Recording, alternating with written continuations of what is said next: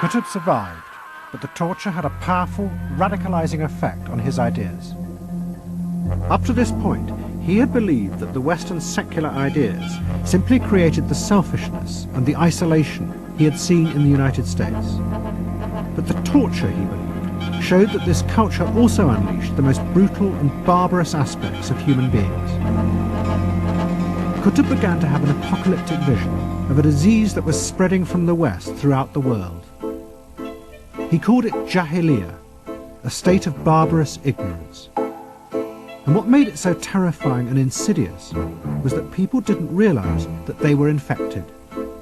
They believed that they were free and that their politicians were taking them forward to a new world, when in fact they were regressing to a barbarous age.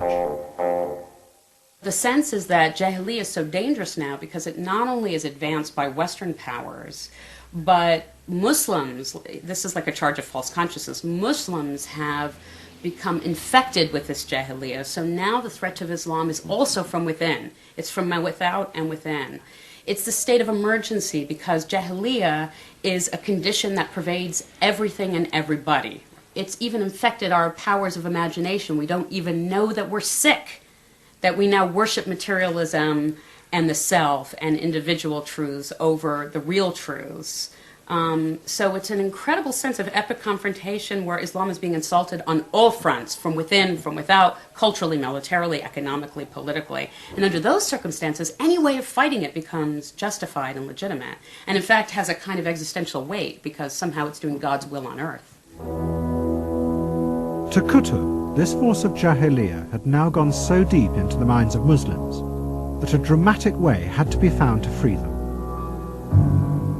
In a series of books he wrote secretly in prison, which were then smuggled out, Qutb called upon a revolutionary vanguard to rise up and overthrow the leaders who had allowed Jahiliyyah to infect their country.